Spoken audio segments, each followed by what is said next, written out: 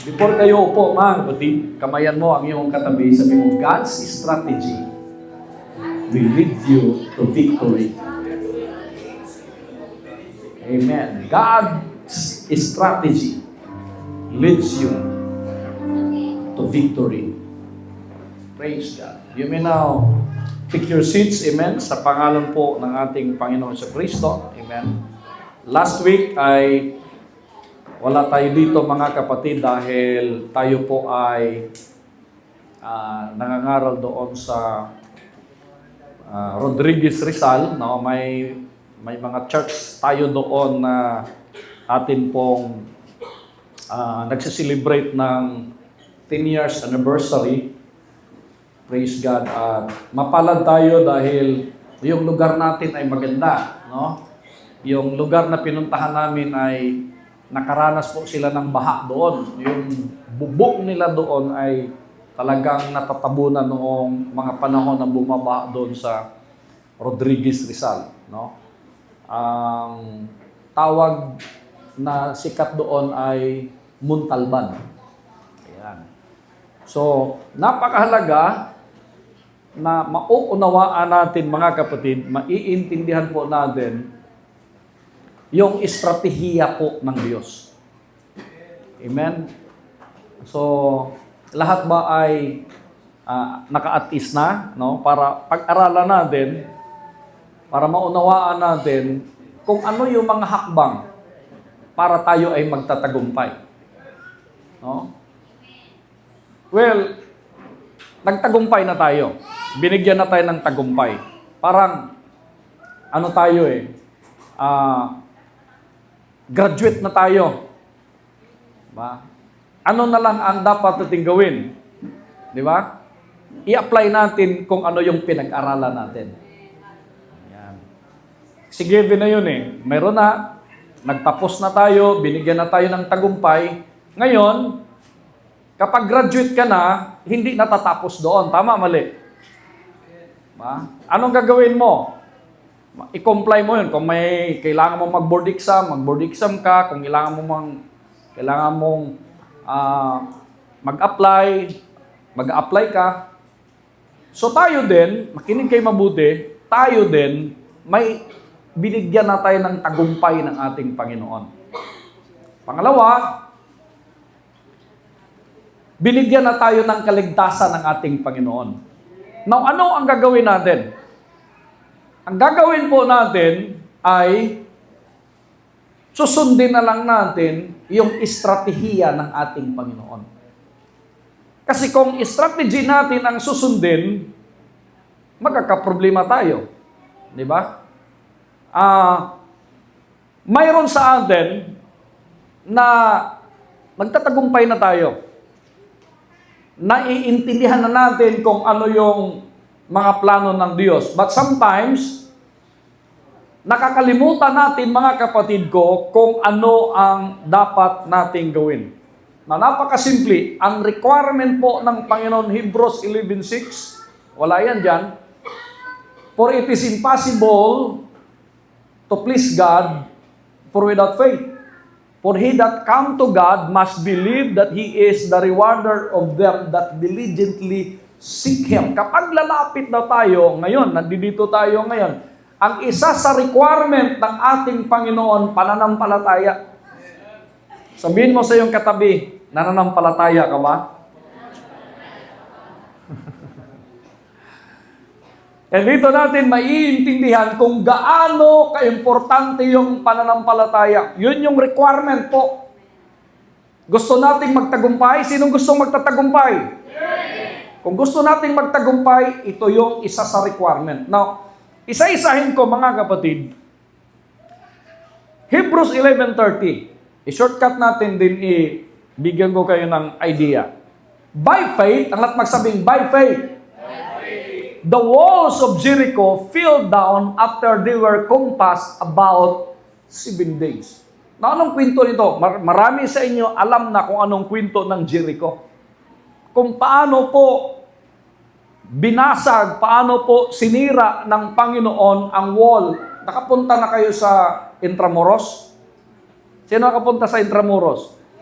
yung mga wall noon, mga bawat syudad noon, bawat bansa noon, mayroong mga wall yan para yung mga intruders, yung mga kalaban, hindi sila agad-agad makapasok sa isang area dahil may pader, may wall. No. So, itong kwentong ito, mga kapatid, kung pag-aralan natin, laking milagro. Kasi sa loob po ng Jericho, nandoon po yung mga hari, maraming hari, ibig sabihin malawak yung area nila. Hindi lang yon, marami pong mga breadmen doon, mga matatapang na mga sundalo. So yung mga Israelita, hindi po sila masyadong bihasa sa pakikipagbaka. Bakit? Kasi bago pa lang sila nakaalis doon sa Egypt from servant, pagiging alipin, pinalaya sila through Moses, mga kapatid din. Moses, naging successor niya si Joshua. So, hindi masyado silang bihasa. Alam ng Panginoon yun. Brother John, di ba nung nang-apply ka, alam ng Panginoon na hindi ka naman talaga magaling na ship. Di ba? Kahit sa atin, nagtapos tayo ng BSMT, Bachelor of Science, Marine Transportation. Yun yung unang kurso ko. Nag-drop out ako. Di ba? Second course ko yung criminology. May mga field, kahit graduate na tayo, nagtapos na tayo sa ganung kurso, pero mayroon pa rin tayong pagdaanan. Kahit mga teacher, nandito yung mga teacher natin, pag graduate nyo yung pag-isang education, hindi agad kayo magaling. Di ba? Kahit na nagdaan kayo ng tinatawag na practice teaching, di ba? Ilang hours ba yon? Ilang months yon? Yung pag-practice teaching niyo, ha? Mga 3 months. Kung ano yung napag-aralan niyo, i-apply niyo doon sa mga estudyante. Tapos doon mo na maisip, parang ayaw ko na mag-teacher. Parang ganito pala, di ba? Or maging excited ka, di ba? Dalawa lang 'yon. Di ba? Naalala ko yung teacher namin noon, panahon ng college kami, maganda yung teacher namin eh. Medyo binata na kami noon, 16 years old. Tapos yung teacher namin ay batang-bata, bagong graduate. Maganda. Walang nangungursonada doon sa lahat ng batch namin. Ako lang yung nangligaw sa teacher namin. Tapos may Manila paper noon. Di ba? Ang sunod na i-discuss niya, yun yung yun yung susunod. Pag buklat niya, diba? Pag alis na ng mga kaklase ko, nilagyan ko, "Ma'am, I love you. Hindi ko kayang sabihin sa iyo ng personal, pero dito na lang." Sinulat ko. Pag gano'n ng teacher namin, talagang binasa ng mga kaklase ko. Yung sa Manila paper. Sinong may kagagawa nito? Halatang-halata yung penmanship ko kasi kaliwiti. Buong klase, ako lang yung kaliwiti. Silo ayon, ma'am. Halatang-halata yung penmanship, nakatagilid. Kaliway. So, hindi sila basta-basta yung mga sundalo na matalo nila yung mga sundalo sa Jericho. So, anong kwento? Ang kwento ng Jericho ay nagpapatunay na ang tagumpay ay hindi nakasalalay sa lakas ng tao, kundi sa pagsunod sa estratehiya ng Diyos. Kasi habang umiikot sila, Rain, ano yan? Ba't nagpapatay-patay? Yung connection. Habang umiikot sila, mga kapatid, imagine mo, every day, iikutin nila yung Jericho ng buong mag-araw. So, can you imagine, parang halimbawa, iikot tayo, galing dito sa, anong tawag ito? Galing tayo dito sa Trisi, tapos papunta tayo ng Naik, iikot tayo papuntang Tansa, babalik tayo dito sa Trisi. Sino mangungursanada niya na maglakad? Ha? At araw-araw natin gagawin yun. Nakakapagod? Hindi. Sino nang nakaranas na mag-jogging sa Anyana? Sino nang nakaranas na mag-jogging sa Maple Grove? Di ba? Una pa lang, excited. Susunod na araw, ayaw ko na. Di ba? So, mayroon pong mga pagkakataon na tayo po ay medyo napapagod. Tayo po ay hindi natin naiintindihan, mga kapatid ko, yung takbo ng buhay po natin. Diba? Pero, pinapatunayan po dito, mga kapatid, amen, na kahit tibay ng pader ng Jericho, na kahit lawak po ng area ng Jericho at napakadami ng sundalo, ginamitan po ng estratehiya ng Diyos, mga kapatid, at hindi po estratehiya nila Joshua ang ginamit. So sa pamamagitan ng estratehiya ng Diyos, natibag yung wall ng Jericho. Can you imagine? So ano ang ibig sabihin dito, mga kapatid? Di ba? Ang ibig sabihin dito, tayo bilang mga mananampalataya, hindi natin kailangan ng diskarte. Hindi natin kailangan ng estratehiya. Ano pala ang gagawin natin? Ang gagawin natin, susundin natin ang estratehiya ng Diyos para tayo ay magtatagumpay. Before sila nagtatagumpay, mayroon pong instruction ng Panginoon. Alam niyo kung anong instruction ng Panginoon kay Joshua?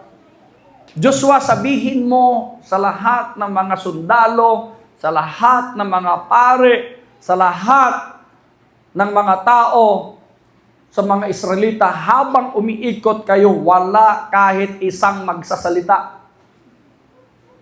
Walang magmamarites. Walang bubulong-bulong. Kahit mayroong lalabas sa inyong mga bibig, walang magsasalita. Walang maririnig.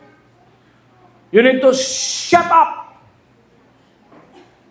Sabi mo sa iyong katabi, shut up. Huwag naman lakasan kasi baka para may galit ka eh. Ang pader po ng Jericho ay hindi bumagsak dahil sa kanilang pananampalataya, mga kapatid ko, bumagsak yung Jericho. Hindi dahil sa kanilang sandata. Hindi dahil sa kanilang kalakasan. Hindi dahil sa kanilang estratehiya, mga kapatid. Kundi sa pananampalataya at pagsunod sa utos ng ating Panginoon. Now, makinig kayo mabuti.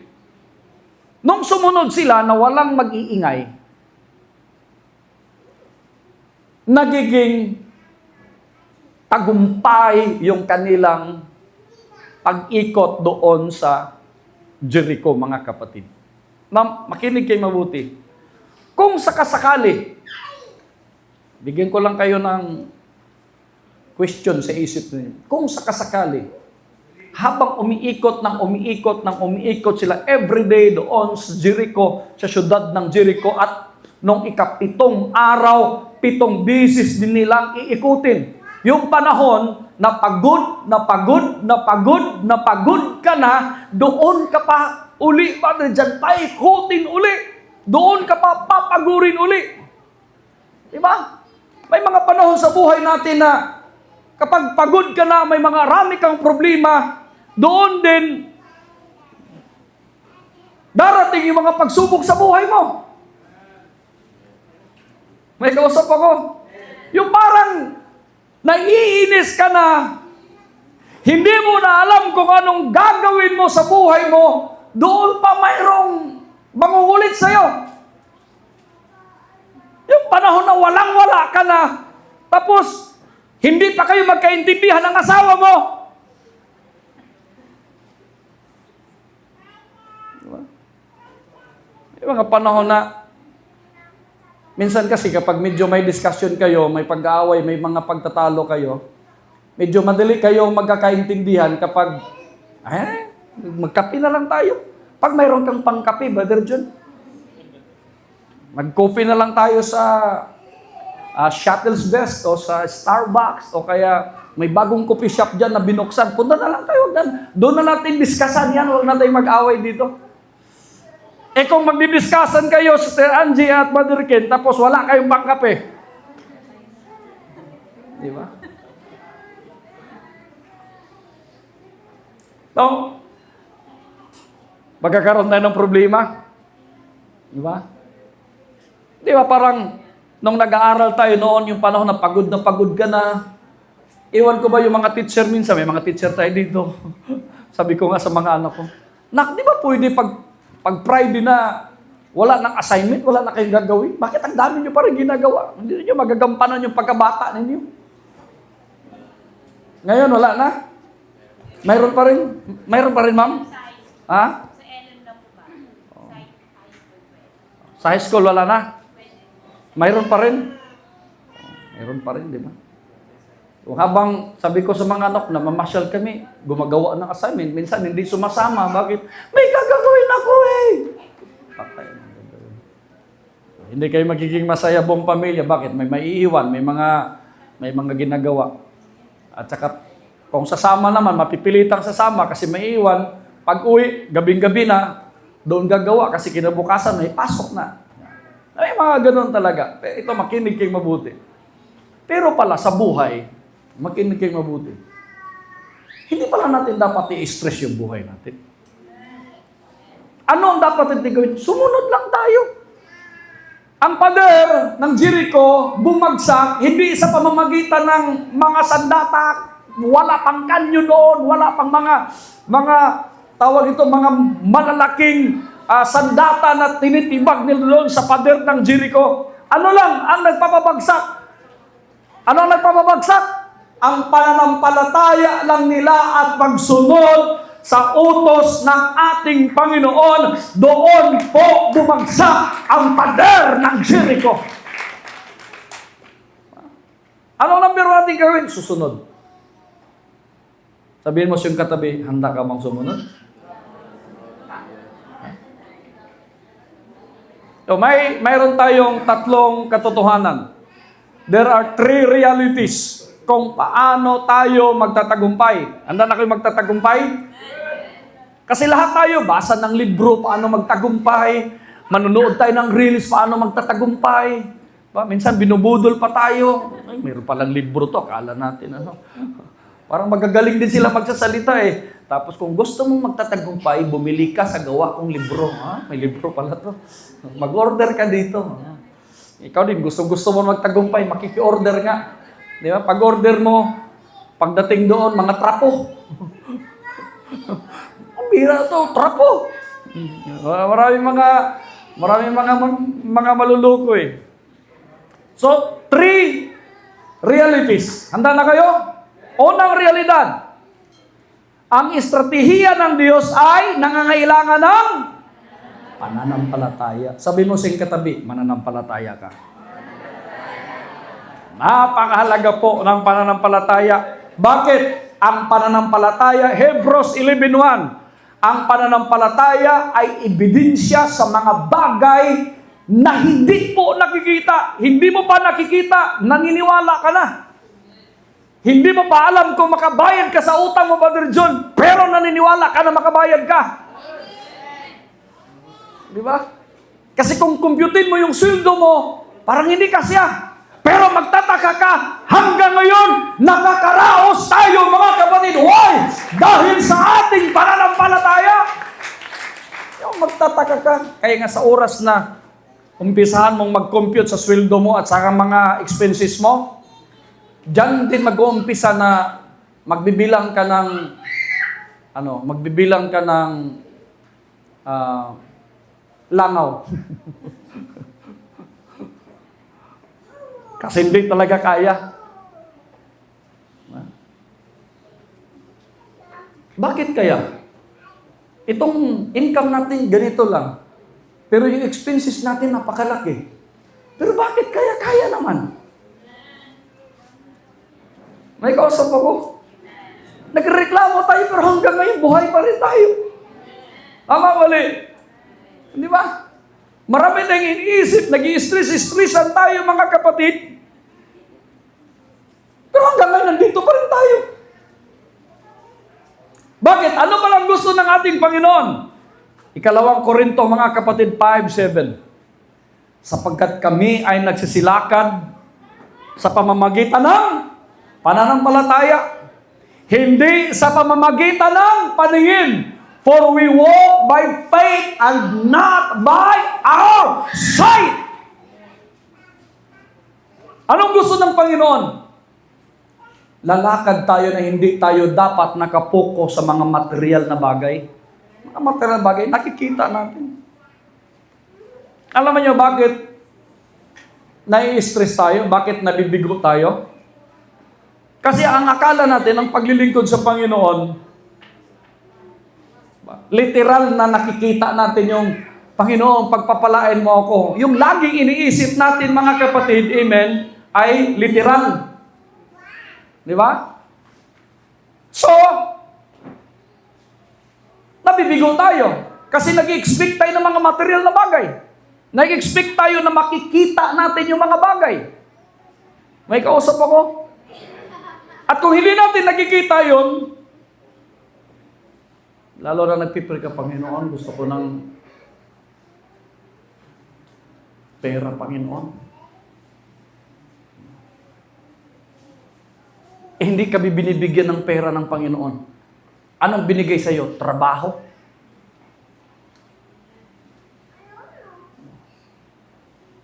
Kasi ayaw ng Panginoon na para kang, ang tingin mo, nananalo ka sa loto pag nagpipray ka. Gusto ng Panginoon, mananampalataya ka. Gusto ng Panginoon, lalakad tayo, mga kapatid, sa pananampalataya. Hindi dapat sa mga bagay na nakikita natin. Kasi kung titingnan natin yung mga bagay na nakikita natin, madidismaya ka. Madidismaya ka. Bakit? Kasi hindi yun ang realidad ng buhay eh. Yung nakikita natin na mga sinasabi nating mga pagpapala, bunga lang yun sa pananampalataya. May kausap ako. Kung nasusundan niyo ang ating paglilingkod mula pa noon, hindi niyo maintindihan yung takbo ng buhay.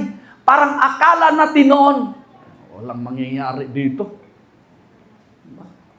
Useless itong paglilingkod sa Panginoon. Pero habang nananatili ka lang, habang kumakapit ka lang sa Panginoon, mga kapatid, amen. Habang ang plano ng Diyos, mga kapatid, ay ang iyong sinusunod. Ang plano ng Diyos ay hindi laging naunawaan sa isip, mga kapatid, amen, ng tao. Ang pananampalataya ay nagtitiwala sa Diyos kahit hindi pa nakikita ang resulta. Pinaniwalaan mo na someday, somehow, darating yun. Di ba? Kaya nung may nakita ang lingkod ng Diyos sa Easter Chanel na magkaroon ka ng kotse na pula, i-work out mo yun. Ano ang una mong gagawin? Mag-practice ka lang mag-drive. Kasi hindi darating yun kung hindi ka pa marunong mag-drive. At inasahan mo yun. May hula sa akin, may darating na kutsing pula. Mamamatay ka na lang, hindi darating yun. Bakit? Hindi ka na-practice mag-drive. Kasi alam ng Panginoon, magastos kapag mag-hire ka ng driver. Tama, mali. So ano ang gagawin natin? Ano ang gagawin natin? I-work out po natin kung ano yung pananampalataya po natin. Dahil ang pananampalataya na walang gawa ay patay po yun. Kailangan po nating kumilos, mga kapatid ko, kung ano yung pinapagawa ng Panginoon. Ang plano ng Diyos, hindi natin naunawaan yan. Kaya nga, nag-ano tayo, nagre-resist po tayo eh. Kaya anong tinuro ng Panginoon? Hindi ang kalooban nyo ang masusunod. Kapag nananalangin kayo, huwag yung sabihin, Panginoon, gusto ko niyan. Sinong nasusunod? Diyos o ikaw? Kaya pumapalpa ka, kaya nasasaktan ka. Tama, mali. Kasi kapag nananalangin ka, ano dapat lagi mong sasabihin, Panginoon, marami po akong gusto. Pero dapat ang kalooban mo ang siyang masusunod. At kapag ginawa mo yan, Psalms 37 verse 4, kapag nalugod ang Diyos sa iyo, anong sabi ng Panginoon? Ibibigay ng Diyos ang nasa ng puso mo. Why? Kasi sumusunod ka sa mga salita ng Diyos. Pero kung hindi ka sumusunod, ano mangyayari? Masasaktan ka. Bakit? Nag-i-expect ka, Panginoon, gusto ko siya. May gusto ang Panginoon. Kasi nakita na ng Panginoon yan eh. Yan ang gusto mo. Ako sana, hindi yan. Mayroon akong ibibigay sa iyo. Pero makulit ka, o sige, sasakit yung ulo mo. O sige, bibigay ko yan. Pero kung naghintay ka, ng Diyos ang magbigay sa iyo. Diba? Malaya kang aawit ngayon, ikaw, ang bigay ng may kapal. Diba? Ano sunod doon? Ha? Tugon sa aking dasal. Sarap pakinggan, no? Habang tinitingnan mo, di ba? Brother Ken, Sister Angie. Ano sunod doon? Upang sa lahat ng panahon. Di ba? Bakit sa lahat ng panahon, Brother Sinon? Sa hirap at sa ginhawa, sa karamdaman o sa kalusugan, sa kawalan man o mayroon. Mamahalin mo, Sister Lita, Brother Sinon. Why? Kasi bigay ng may kapal. Pero kung manipis, na kamay ang nagbibigay, ikaw yun eh. Dapat may kapal talaga ang nagbibigay. Pinapatawa ko lang kayo. Diba? Hindi natin maunawaan ang plano ng Diyos. Diba? Hindi natin maunawaan. Ano ang dapat natin gawin? Mananampalataya. Magtitiwala tayo sa Diyos. Magtiwala lang. Marami sa atin pumapalpak. Kaya nga, lagi kong kwento sa mga anak ko eh. Kung mga anak, wala amang masama mag-boyfriend kayo kasi papunta kayo doon. After mag-boyfriend, mag-asawa. Mga babae, yung mga anak ko, mga dalaga na yan. Pero tandaan nyo yan. 36 time akong nabigo. Pang 37 na si mami mo, pinakasalan ko na. Mga girlfriend ko, hindi ko na maalala yung mga pangalan noon. Yung pala, nagsasulubong kami. So, ay, ikaw si... Pagbaba ko sa jeep, ex ko pala yun. Kasi lahat na lang, Brother Samuel, akala mo, ito na. Hiwalay kayo after isang buwan. Ito na. After isang taon, hiwalay kayo. Ito na. After 6 months, hiwalay kayo. Pero kung naghintay pala ako noon, hinihintay ko pala. Kasi Sister Claudia, pinakasalan ko, magti-30 years old na ako. Nung nakita ko siya, tigil na. Wala na akong ibang tinitingnan na babae, kundi siya lang. Diba?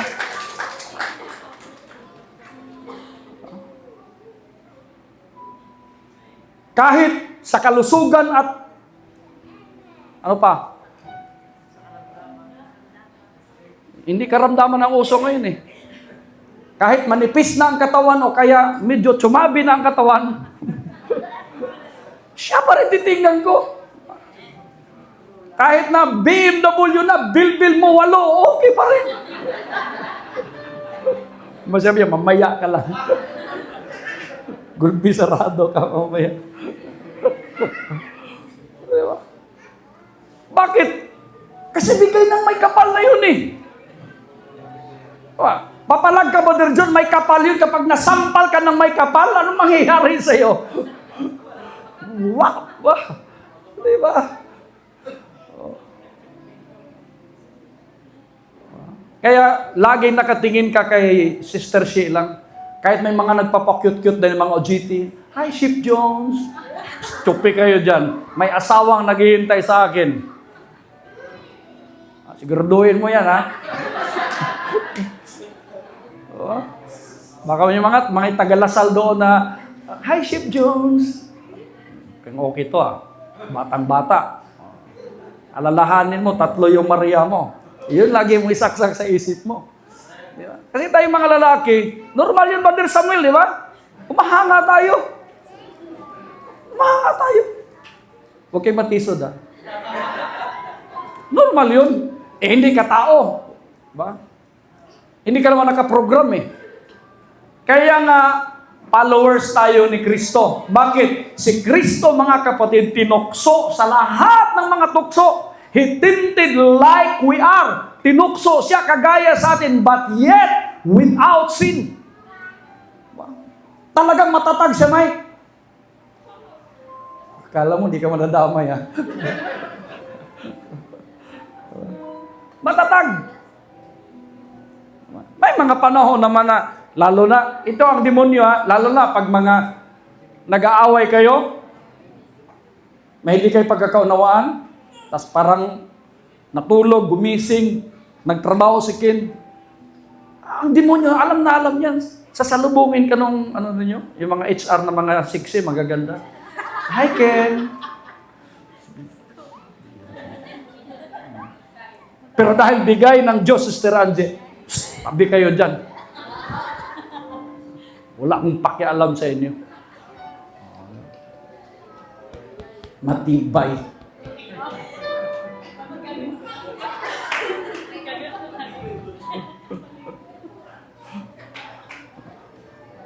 Ito, pinagkukwentuhan natin kasi estratehiya po ng Diyos na dapat, mga kapatid, mananampalataya tayo, susundin natin siya. Anong sunod? Ang estratehiya ng Diyos ay nangangailangan ng pagsunod. Ang lahat ng katabi mo, sabi mo, sumunod ka. Santiago 1:22, datapwat kayo'y nagiging tagapagtupad ng salita at huwag lang tagapakinig lamang. Di ba? Nung last Sunday wala ako dito, ano yung topic ni Pastor Erson? See? Hindi na kayo nakikinig, hindi pa kayo sumusunod. Ano ang topic? Tinanig dito nung last Sunday. Ha? Ako nanonood ako sa CCTV, nakikita ko kung sinong nagtitext, nakikita ko kung sinong palakad-lakad.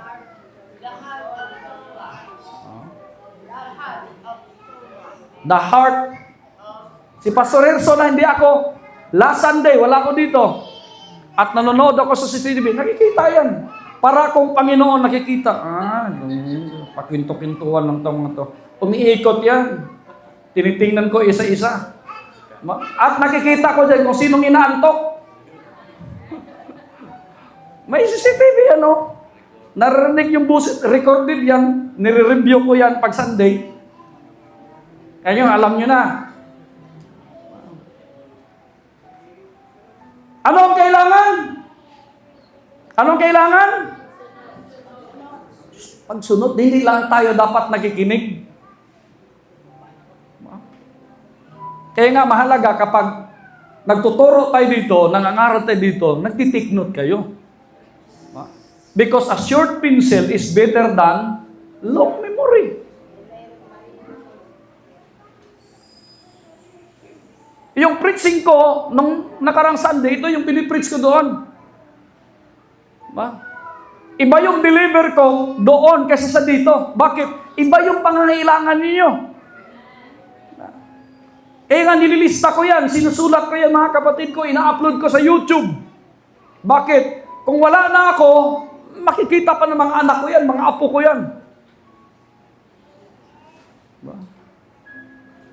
Hindi nakikipagtalo ang tunay na mananampalataya sa utos ng Diyos. Ito ay sumusunod. Ang pagsunod, ang nagbubukas ng daan para sa himala at pagpapala ng Panginoon. Diba? Bakit po natibag ang wall ng Jericho? Dahil sa pananampalataya, bakit nagbuntis si Sarah kahit may edad na? Diba? Na-imagine, parang Sister Grace, bigla na lang malaman natin nagbuntis. Para si Virgin Mary.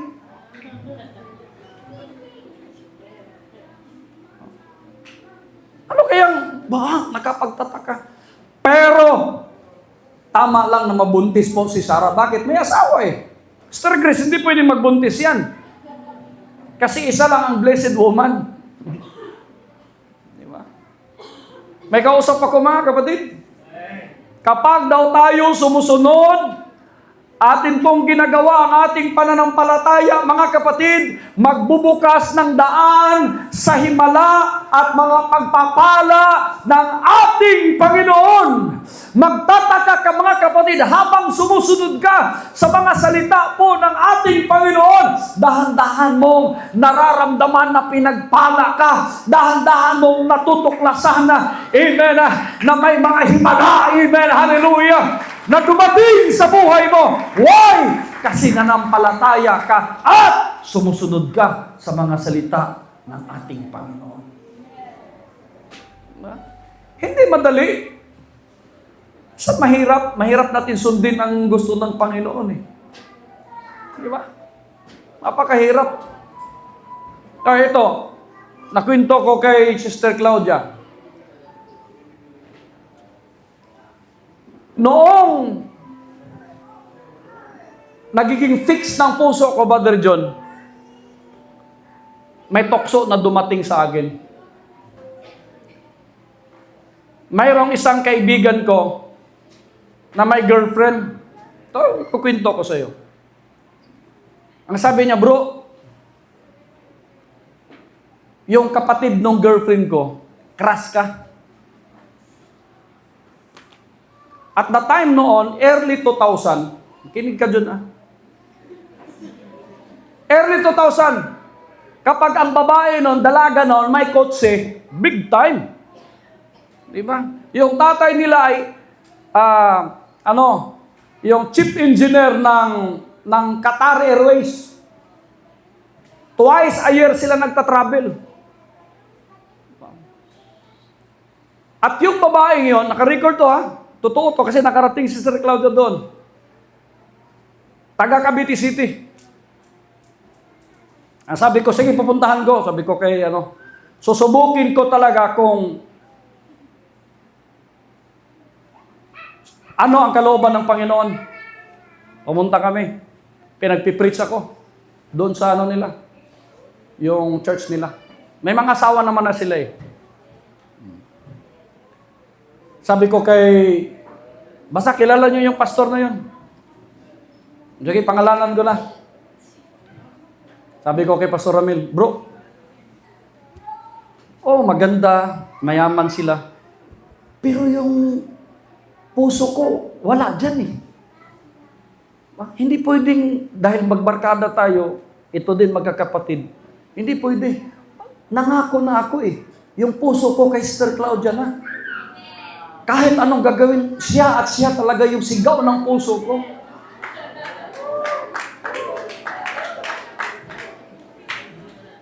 And God give me Napaka-corny, no?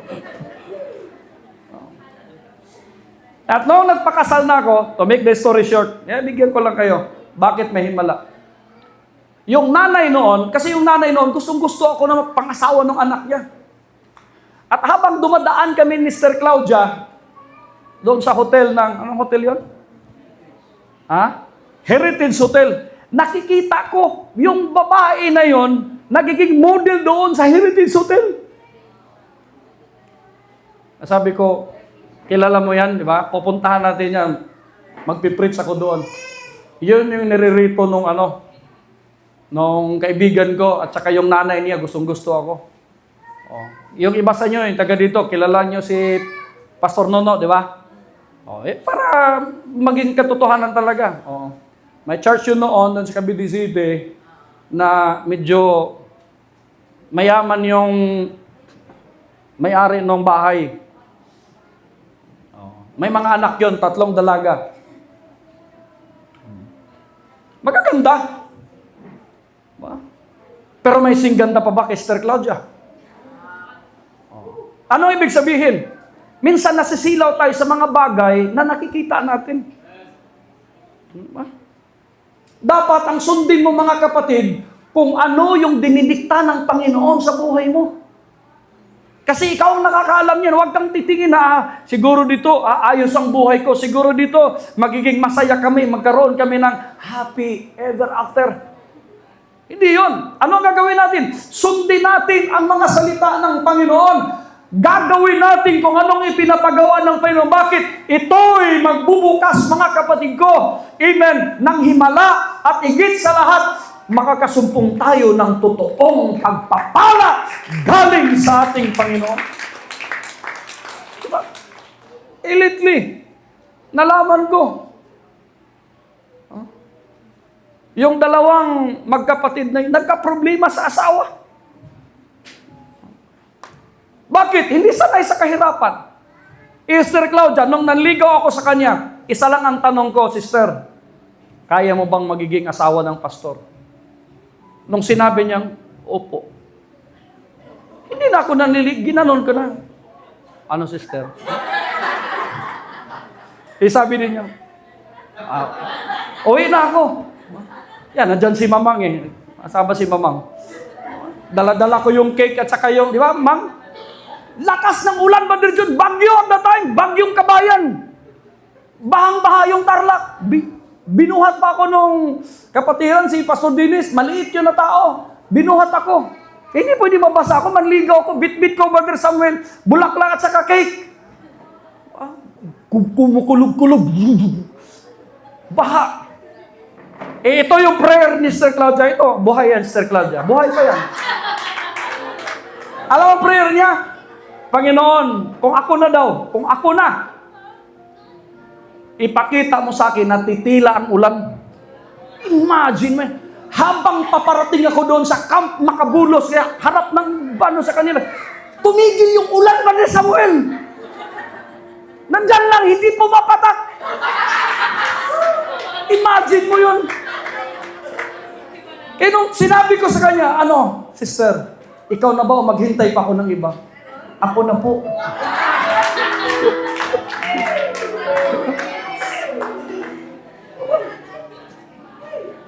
Tuloy ang ligaya.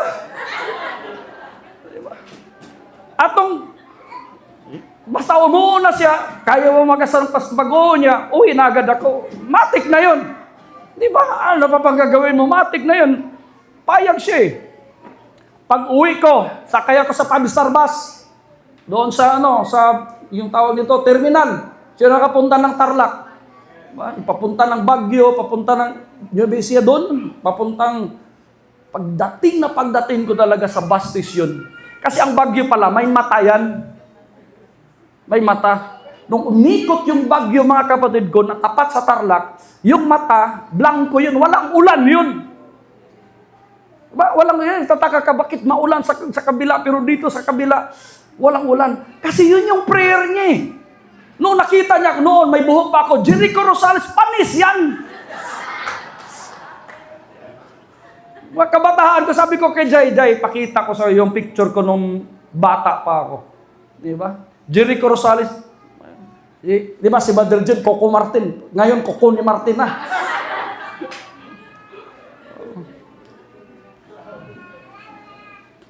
Ang daming manliligaw niyan, Sister Claudia. Maraming manliligaw.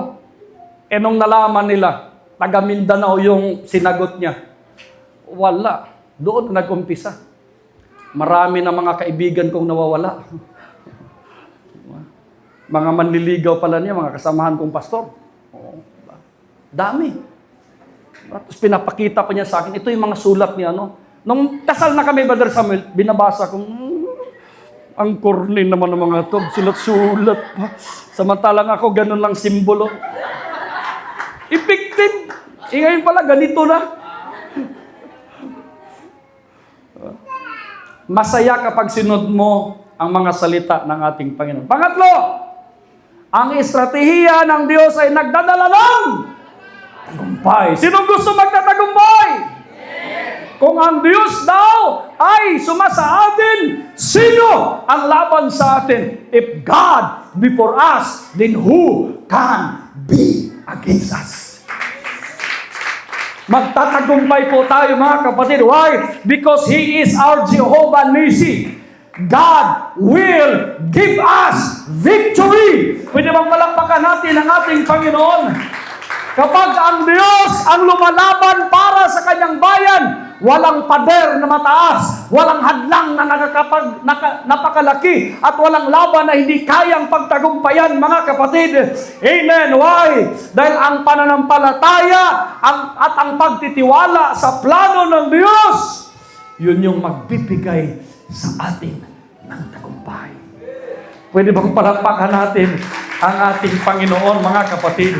Kapag sinusunod natin ang estratehiya ng Diyos, ang ating mga Jericho ay babagsak, ang mga hadlang ay mawawasak, at ang kanyang mga pangako ay matutupad sa bawat buhay natin, mga kapatid.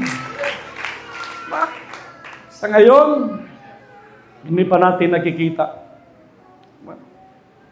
Can you imagine? Nagbuntis si Sister Claudia. Total, naging kwento na natin ito. Alam nyo naman, nakikitira kami kina Brother Ronel.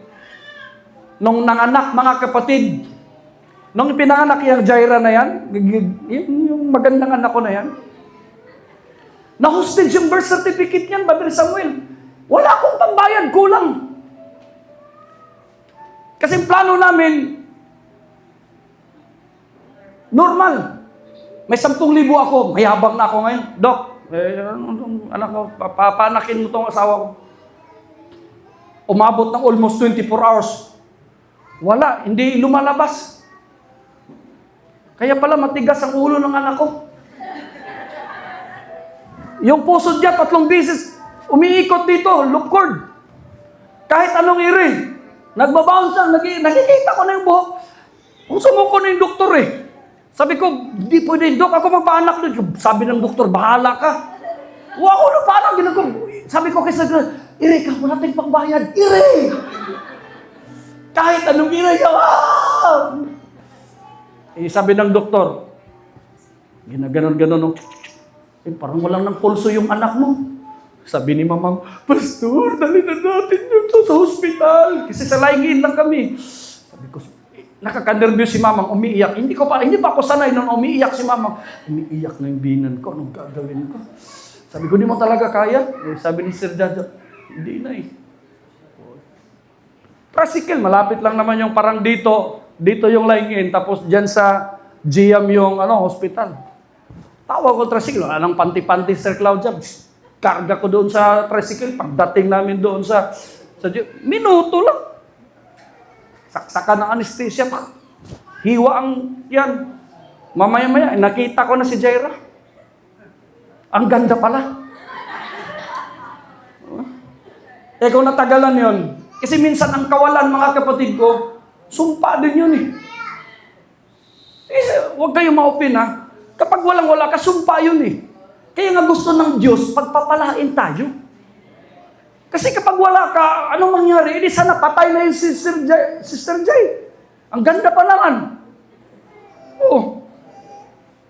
Matigas lang ang ulo. Diba? Pero mawawasak yan. Diba? Why? Kasi ang estratehiya ng Diyos ay humingi ng, pananampalataya. Sabihin mo siya yung katabi, nanampalataya ka ba? At nangangailangan ng pagsunod. At kapag nanampalataya tayo at sumusunod tayo, Brother John, anong sunod? Laging nagdadala ng tagumpay. Hallelujah!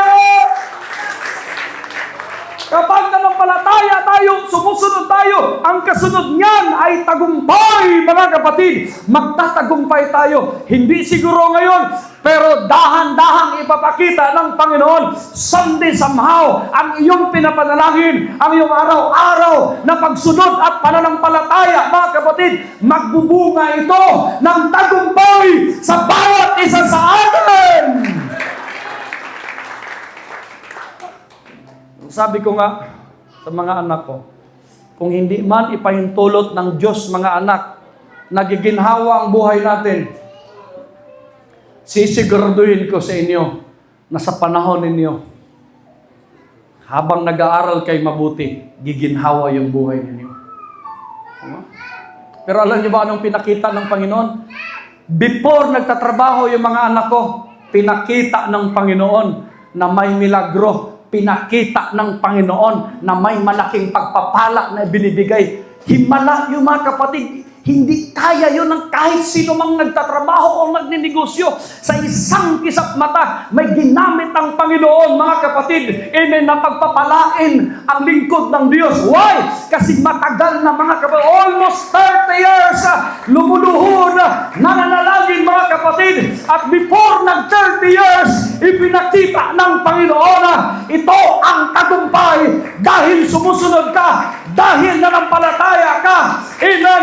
Huwag ka lang susuko, mga kapatid, kung ano ang narating ng lingkod ng Diyos, kung ano ang tagumpay na binibigay sa akin, mga kapatid, magtatagumpay din kayo.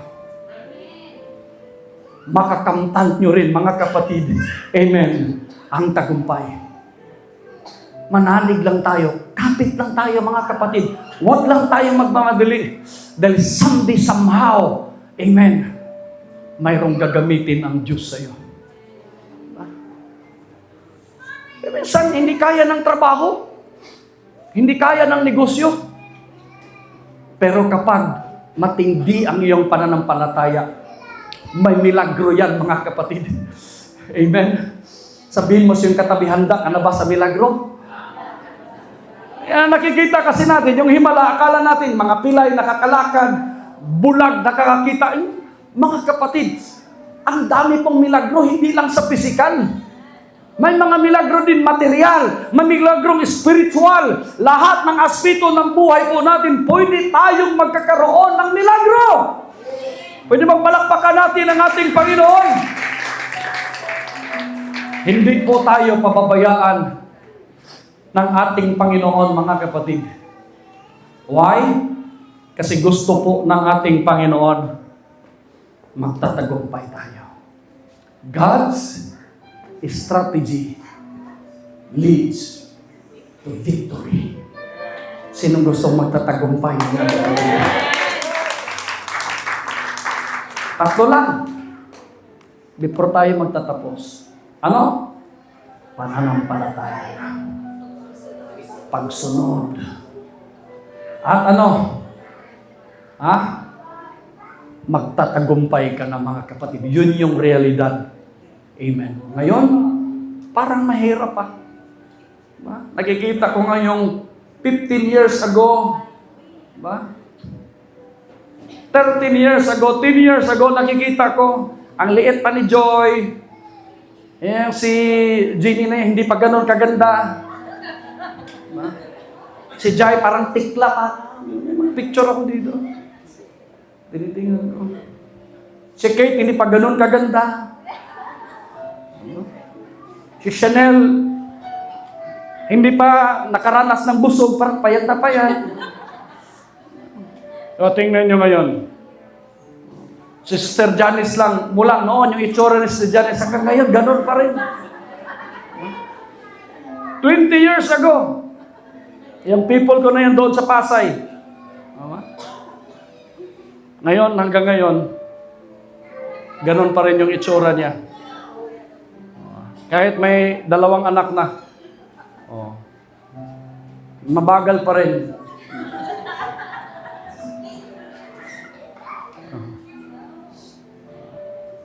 Handa na kayo magtatagumpay, mga kapatid? Ito ngayon, yung lahat ng mga means lang lahat ng mga means na available. Lahat ng mga tatay or kahit yung people kayo. Yan. Ililibre ko kayo. Magkaroon tayo ng team building. Lahat mga lalaki dito. Yung available lang ha, pero hindi kayo available, hindi ko kayo pipilitin. Basta ililibre ko kayo, surprise. Ililibre ko kayo. Oh. Para maramdaman natin, ganito pala ang magtatagumpay. Bakbakan tayo, tapos kakain tayo pagkatapos. Okay ba yan mga lalaki? Parang ayaw nyo eh. Gaganti ako kamadar dyan. Meron tayong activity dyan sa may, may biga. Ayan. Mayroong paintball, gira tayo. Ayan. Para mararamdaman natin na. Para naman, hayaan nyo yung mga tatay natin at saka mga kabataan na magtatagumpay sila. Laban sa amin. Okay. Okay ba mga kapatid? Praise God. So gusto nyo bang magtatagumpay? Yung mga iba, gusto nyo tumingin, manonood kayo. Manonood kayo. Maganda. Amen. So, napakabuti ng Panginoon. Amen. Tatayo tayong lahat sa pangalan po ng ating Panginoon.